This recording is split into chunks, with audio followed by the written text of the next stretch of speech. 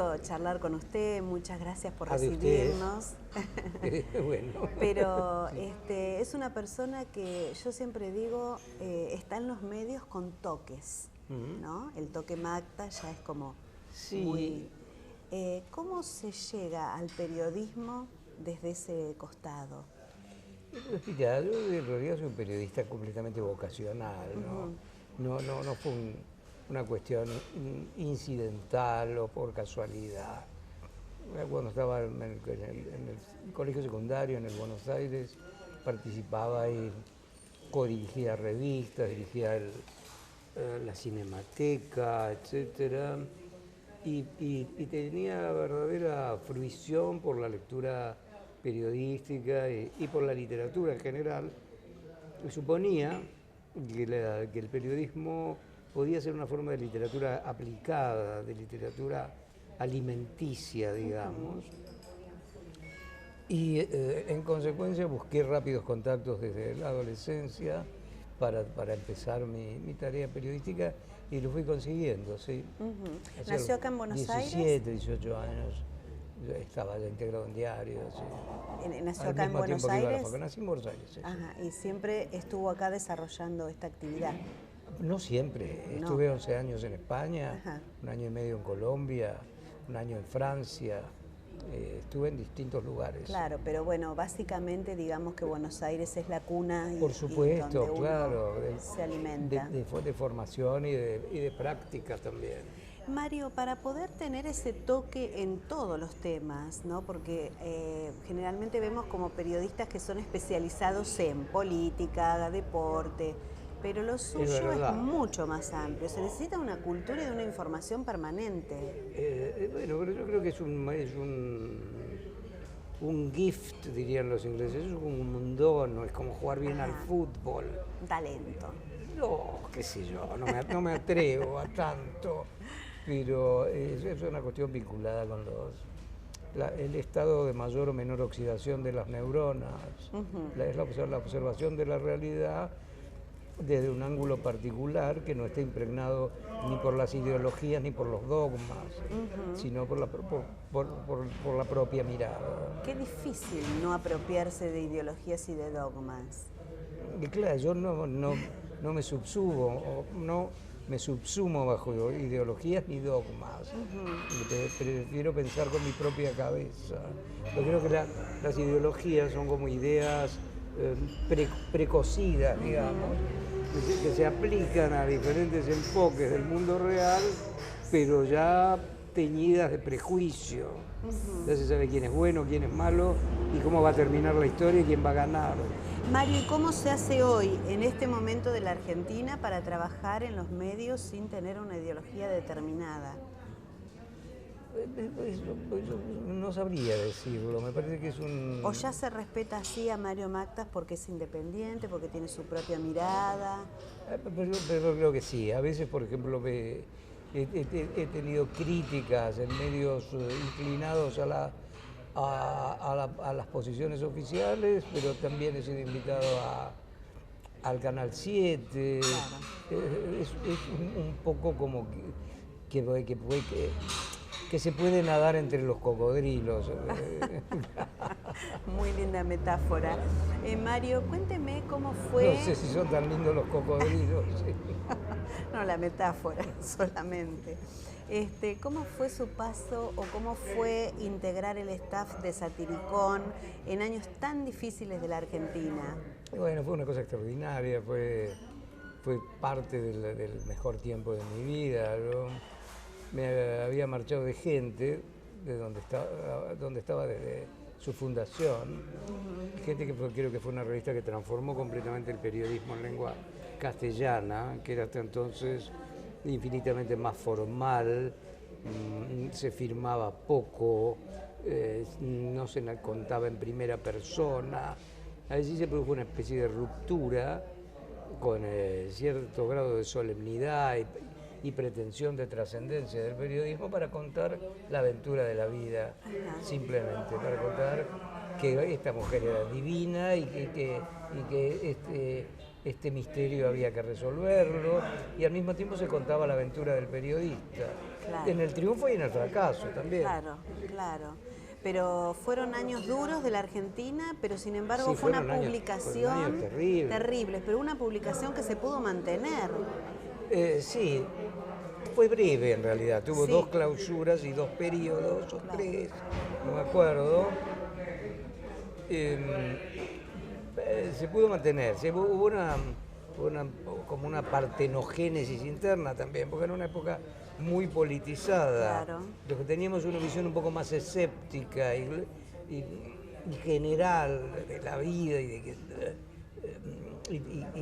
y una cierta negativa interior a dividir a las personas en buenos y malos, héroes y réprobos, sino la intuición de que en cada uno hay un poco de cada cosa. Totalmente. Nos quedamos en el núcleo original. Claro. Los demás formaron Chaupinela, Mengano, finalmente Humor, pero cuando salió Humor yo ya no estaba en la Argentina. Claro. ¿Se tuvo que ir en esa época? ¿O se fue hombre, por preservarse? Me fui. Se fue. Una decisión acertada, quizá. No puedo aclarar si por preservarme o si me tuve que ir. Prefiero dejarlo así. Bueno, bien, bien. Pero bueno, ¿se fue a dónde? ¿A España? Primero fui a Colombia. A Colombia. Tuvo que ser una partida rápida. Ajá. Tenía una amiga aquí, no, pues aún la tengo, escribimos mails y cosas. Una chica muy, muy agradable, muy guapa, por cierto. Y me dijo, te vas allí porque mis padres están entre las 14 y 15 familias que dirigen la orquesta. Fue. Y claro, mi mujer de entonces, al año y medio más o menos embarazada, de pronto entró en rebelión. Yo ya me había tropicalizado por completo, estaba hecho a la vida colombiana. Claro. Y me divertía mucho, pero aquello de ella era tan violento y tan... Claro, nadar entre los cocodrilos. claro, A mí también. no me importaba tanto. Claro, Y ella dijo, no, esta niña acá no nace. claro. Y ahí nos fuimos a España, no sin dificultades, porque es un país complejo, Colombia, en ese orden. Claro. Es difícil, es extorsivo, es laberíntico. Hay que pasar como determinadas pruebas, hacer arreglos. Dejémoslo, me fui y me quedé en España 11 años, que fueron, teóricamente tuvieron que ser años amargos, como de extrañamiento, de alejamiento, y eso fueron los más felices de mi vida. España, ¿cómo es para vivir como país? Es el mejor país. Ajá. Es el mejor país, es un país lleno de placer, de gracia, de belleza, de historia, de comida riquísima, de gente alegre, simpática. Es completamente distinto al nuestro. De hecho, bien, como dijo alguien, son 2 países separados por el mismo idioma, ¿no? No tiene nada que ver. Y Mario, ¿y a qué mirada puede hacer Claro, hoy no tiene nada que ver en España? este orden. Quiero decir que nosotros tenemos una actitud grave, pesada frente a la vida. Sí, tanguera. Tanguera, angustiosa. Aquí la angustia, que es inevitable sentir, no podemos estar todo el día a las carcajadas, pero tiene prestigio. Claro. Es verdad. ¿Y qué mirada puede hacer hoy de lo que le está pasando a España desde acá? Mi mirada es semiprofética, me atrevo. Yo creo que España es un país que va a salir adelante. Seguramente. Eso es un país que Son países que han salido de una situaciones. terrible elección en su guerra civil, digamos en su historia moderna. Sí, sí, porque sí. guerras ha tenido muchas. Sí, Fue un imperio que decayó tempranamente en la historia. El imperio es aquel donde nunca se ponía el sol, pero ese mismo gigantismo lo fue debilitando, corrompiendo, haciéndolo difícil de controlar. Aprendió esa lección. Luego aprendió la lección de la guerra civil y de los 40 años de Franco. Y creo que es un pueblo son varios, diferentes entre sí, pero que son capaces de una actitud común y de buscar una salida. Cuando yo llegué allí, digamos, el país comparado al de mi llegada personal, comparando ese con el de hoy, era muchísimo más crítico, difícil y atrasado aquel al que yo llegué, y ya me pareció completamente genial. Claro. Completamente genial, aún con un índice de analfabetismo en términos europeos curioso, con pueblos donde había burros que llevaban cargas, con campesinos de pocas letras y dificultades de toda naturaleza, era Europa. Claro, claro. ¿Y su paso por Francia? Mi paso por Francia se debió fundamentalmente al hecho de que mi hermano Daniel vivía allí y a que cuando yo dirigía en España la revista Gaceta Ilustrada, se intentó una fusión entre el grupo Godó, que era dueño de esa revista, y del diario La Vanguardia de Barcelona, el grupo del Conde de Godó y el grupo Hachette Paris Match. Y entonces empecé a viajar para las innumerables y probablemente inútiles reuniones que se hacían constantemente. Eran comidas fantásticas. Entonces no fueron inútiles. En hoteles buenos, y no. Inútiles. Con gente interesante, por cierto. Me fui enganchando con la gente de Paris Match, que finalmente me dijo, ¿por qué no trabajas para nosotros desde España? Hice primero con la subdirectora de la revista, que se fue para allá, fuimos a Marbella, hicimos 2 grandes reportajes de unas 20 páginas cada uno, 2 números sucesivos de Paris Match, luego hicimos Cerdeña, luego pues hicimos un gran reportaje a la ciudad de Roma, reportajes a personajes, lugares, ámbitos, historia, sensaciones, era muy bonito. Formé un tándem con ella, que ahora vive en Mallorca, el año pasado estuve en su casa, y en consecuencia me quedaba por periodos de 1 mes, 2 meses, 3 a veces. Claro. Lindo, de mucho aprendizaje. Muy lindo. Yo creo que es muy importante tener la oportunidad de ser extranjero. Exactamente. Se tiene otra mirada. Se aprende mucho. Y se aprende mucho. Mario, en este momento participa de los noticieros de Canal 13 con el Toque Max. Sí. Y está con Rolando Hanglin en la radio. Sí, son, digamos, los elementos más visibles, los periscopios, sí. Claro. Y uno los escucha hablar con Rolando Hanglin y por ahí pareciera que uno está escuchando una radio de otro lugar, porque no son las radios convencionales, digamos, los programas convencionales, ¿no? Por ahí se ponen a filosofar de un pensamiento común. No es un formato, no es un formato tradicional de radio. Exactamente. Es un formato que no es ninguno a la vez. Es una cuestión. Es espontáneo. Es totalmente espontáneo, vinculado con la improvisación y el juego de las lágrimas, es como el juego de la cultura, pero completamente distorsionado y cínico. pero por 2 tipos que por ahí cultura. Si se pusieran, lo podrían hacer en serio. Claro, totalmente. Pero creo que en serio sería más gracioso todavía. Digo que lo distorsionado a veces, y esto de hay que tener la base para hacerlo, no lo hace cualquiera, porque se nota. Sí, porque yo veo que intentan hacerlo. Pero se nota. Otros amables colegas, pero no les sale bien. Mario, ¿cómo ustedes desde Capital, que bueno, obviamente acá se manejan todos los medios, los noticieros, a veces los que vivimos en el interior, obviamente que no nos vemos representados en los noticieros, porque siempre se habla quizá de una moto que chocó en una esquina y nosotros tuvimos un accidente de 10 personas. ¿Cómo lo ven ustedes a la inversa? esta mirada que yo tengo del interior hacia capital, ¿cómo la ven ustedes de capital al interior del país? ¿Les interesa el interior del país? A mí me interesa. No lo digo por cumplir, ni. A mí me interesa mucho. Yo he pasado muchos veranos en el campo y he sido tucumano consorte durante algunos años también, de manera que he viajado bastante por el interior. Y siempre me he sentido muy bien. Claro. Muy bien, y creo que en el interior se hacen cosas valiosísimas, pero es verdad que a esta ciudad macrocefálica no le llegan.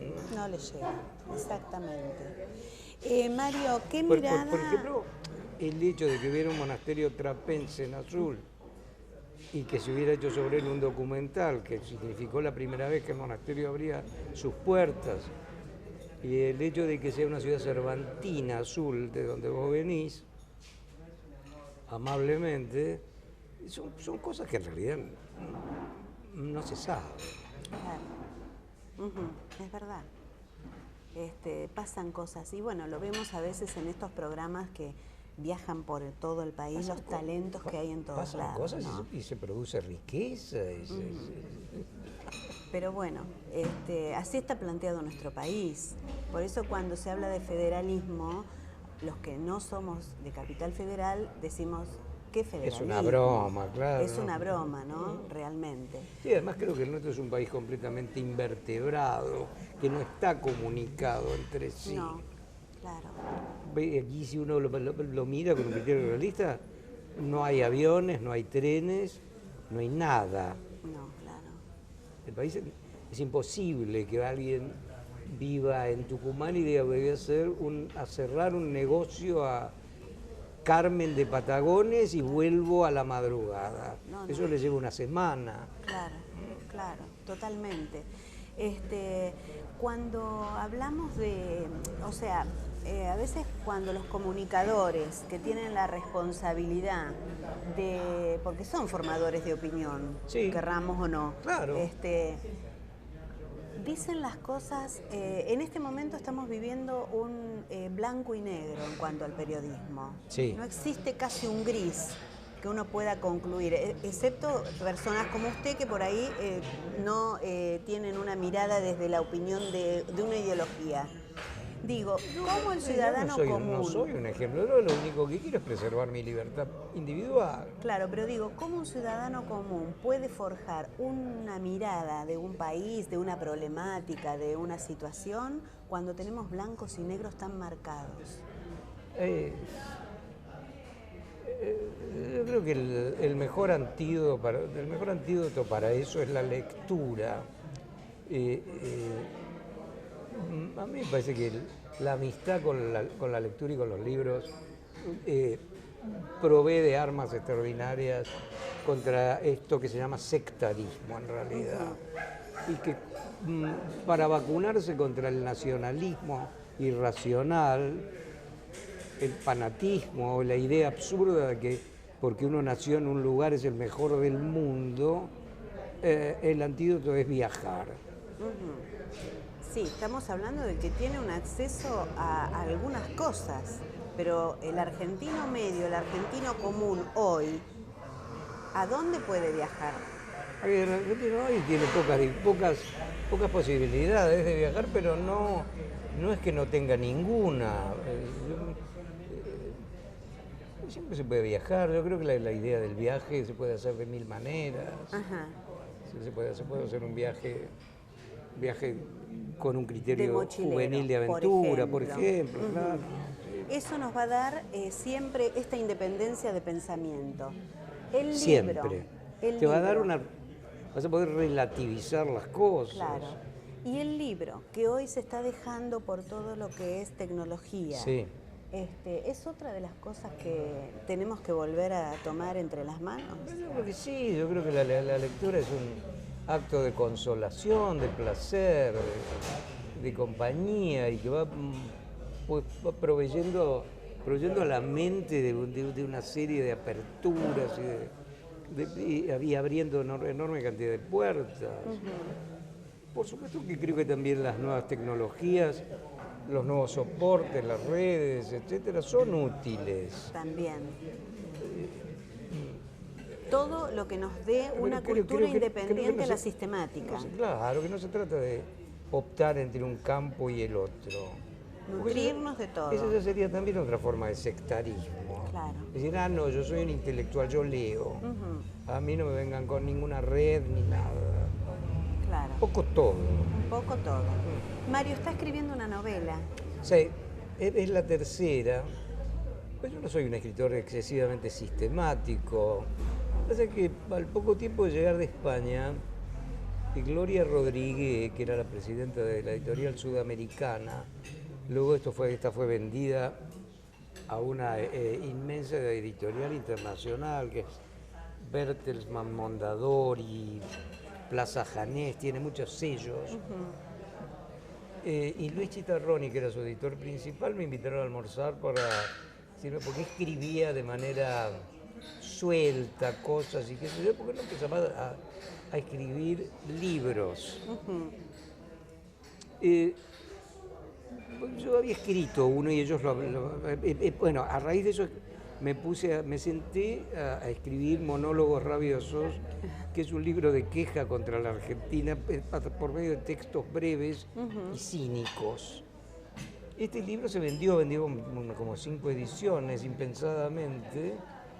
Entonces me citaron un segundo almuerzo con el propósito inocultable de que escribiera Monólogos Rabiosos 2, por ejemplo. Y yo venía de ver a una psicoanalista. En uno de los 3 o 4 intentos que hice de analizarme en periodos de aflicción, o qué sé yo, porque nunca he creído del todo en el psicoanálisis. Ajá. Y, Ahora vamos a hablar de ese tema. bueno, el hecho es que ella tenía como un gabinetito muy, muy lindo por la Avenida Libertador y era un método de estar así frente a frente, ¿no?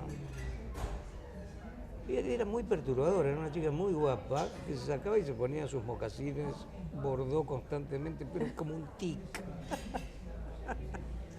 Entonces yo me fui de allí pensando, y cuando ellos me propusieron lo que esperaba, escribir Monólogos Rabiosos 2, yo les dije, preferiría escribir la novela El amante de la psicoanalista, que no tenía ningún argumento, nada, era más bien un título que se me había ocurrido en el momento. Porque me había quedado pensando más que en un tratamiento en la psicoanalista. Claro. Una cosa normal, presumo. Obvio. Claro, sí. Me dijeron, mira que escribir una novela es como hacer una catedral, las cosas tienen que coincidir, quedar de pie, unas cosas deben suceder porque otras sucedieron antes. Y bueno, pero yo la escribir El amante de la psicoanalista. Nos mandaron 60 páginas y nosotros te vamos a mandar una palabra, stop o adelante. Mandaron adelante. Bien. La escribí. La publiqué y también funcionó. Y a raíz de eso, años después, 2 o 3 años más tarde, escribí Así como tiemblan las piernas de mi amada, siempre para esta editorial. Lo cual me encantó, porque editar un libro es dificilísimo. A lo mejor hay, a propósito de Cervantes, millones de Quijotes que son tirados al tacho cada mes.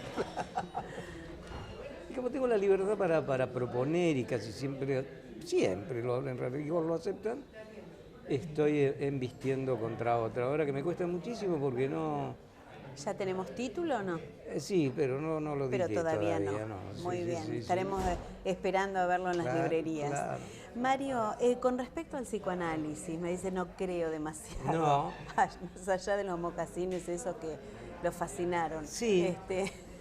¿Por qué no creen en psicoanálisis? Porque a mí me parece que el psicoanálisis proviene de Freud, que es, a mi juicio, un escritor extraordinario, Sí. pero que creo que su propuesta no es científica, son cosas que él imaginó y creyó corroborar por medio de determinados tratamientos. Es decir, hizo ciertos tratamientos para probar sus teorías. Claro. Creo que no es científico. Y tanta gente encamina su vida detrás de eso, ¿no? Sí, sí, pero a mí me parece disparatado suponer que alguien sufra el complejo Edipo o una mujer el de castración o estupideces de esta naturaleza. Entonces no puedo terminar de tomármelo en serio. Mario, y con respecto a Dios, ¿cree en Dios? ¿Cree que hay un Dios? A mi manera. A su manera, pero siempre con una mirada allá o no. Bueno, tengo una mirada allá, pero no como un místico. ¿Y no profesa ninguna religión? Ninguna. Ninguna. Ajá. Y con respecto a la educación en nuestro país, cuando lo escuchamos hablar, vemos que tiene un idioma o un respeto por las palabras, esa es la palabra, respeto por la palabra, donde la usa en su justo lugar, donde no usa un idioma vulgar, no cae en la vulgaridad de las palabras, cuando hoy lo estamos viendo sí, en los medios de comunicación con frecuencia. ¿Cuál es su opinión con respecto a la educación en Argentina? Y hablo de la educación sistemática. Sí, sí, yo creo que es pésima. Esa es la palabra. Sí. Creo que es una educación decimonónica, que bien podría ser así a fines del siglo XIX, que no ha evolucionado suficientemente. ¿Esto depende de los planes? Por ejemplo, yo observo a chicos que están estudiando ciencias sociales, por ejemplo, en la UBA, Sí. y me parece que los programas son completamente disparatados, que contemplan unas cosas y dejan de lado otras. Que en psicología, por ejemplo, no se estudia el cerebro, que en la Facultad de Agronomía no se estudia la siembra directa. Entonces veo que hay un atraso y una oxidación absoluta del sistema educativo, y que los docentes no se ponen al día, no se entrenan lo suficiente como para ponerse al día. Que el paso que se produjo durante la politización extrema de la Argentina, de la condición de docente, del nombre de docente al nombre de trabajador de la cultura, fue letal. ¿Esto se revierte a partir de dónde? ¿De los institutos de formación? ¿Del Ministerio de Educación donde nacen los planes de estudio? ¿Desde dónde se da vuelta esto? Si es que hay una intención de darlo vuelta. Yo creo que no hay ninguna intención de darlo vuelta. Pero si hubiese una intención. Y yo creo que hay que reformular los planes, que los estudios deben considerar la pluralidad y la amplitud, que no tiene sentido que un profesor de historia opte por el revisionismo o por la historia liberal. Creo que tiene que enseñar las dos y dar a los alumnos las dos fuentes y demás, porque no es un partido de fútbol. Claro. Y creo que los alumnos pueden saber y entender por qué razones fundamentalmente políticas se escribe la historia de una manera o de otra.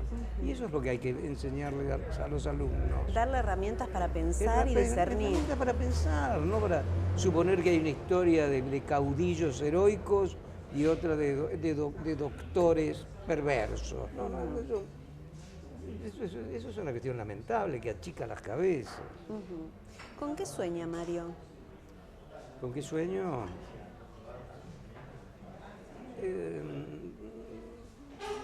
Con cosas variadas y por lo general las recuerdo. Con situaciones angustiosas muy a menudo, situaciones de peligro. Ocasionalmente sueño con mi padre, que murió hace bastantes años, es curioso. Es un sueño bastante recurrente, porque consiste casi siempre en lo mismo, en que aparece mi padre en casa, muy elegante y agradable, y no era que se había muerto, sino que llevaba otra vida en otro lado, vagamente, porque los sueños los recordás de manera fragmentaria. Sueños, wet dreams, así sueños eróticos casi no tengo, muy rara vez. ¿Está en pareja, Mario? Sí, ¿Y tiene hijos? pues, con esta pareja no. No, pero tiene Tengo hijos. 4 hijos, gracias a Dios. Ajá. ¿Ves que ¿Y cómo es la ves que relación está con Dios? sus hijos? Es buena, ¿Es buena? es muy buena. Ajá. Eso es Es muy buena. importante, Son ¿no? hijos- Poder tener... hijos que van desde los 38, Mariana, mi hija mayor, que trabaja en TN, hace espectáculos allí, y arte y espectáculos. Mi hija Maya, que es jefa de prensa de un organismo del Estado. Mi hija Magdalena es antropóloga. Mi hijo Miki es músico. Y tengo 3 nietas, además. Qué hermoso, una linda familia. Sí, sí, sí. ¿Eh? No sé si es una ¿Le familia. dio esa herramienta de poder pensar a los hijos? Sí. Sí. Espero. Claro. Mario, ya estamos concluyendo este reportaje, yo le Porque tengo que ir a agradezco ver a mi mucho. mujer que tiene una pierna rota. Pero me gustaría- Y está insoportable. Ay, bueno, es su pareja y hay que hacerse cargo. Sí, vivimos en pisos separados, pero, sí, Pero está cerca. pero en muy el mismo cerca. lugar.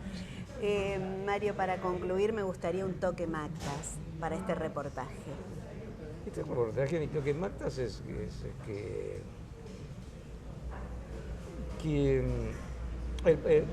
nuestro país tendría que vertebrarse, que tendría que estar muchísimo más comunicado. No es razonable que sea un país de compartimentos estancos, con un gobierno central, sea este o cualquier otro, porque la historia ha sido siempre igual, capaz de manejar a todo el resto. Tendría que estar mejor repartida la baraja y mejor comunicadas las personas. Es decir, es un país que necesita infraestructura, carreteras, buenas carreteras, autopistas, buenos trenes, buenos aviones. Todo esto que en realidad no tiene. Muchísimas gracias y fue un placer conocerlo. Un placer para mí también.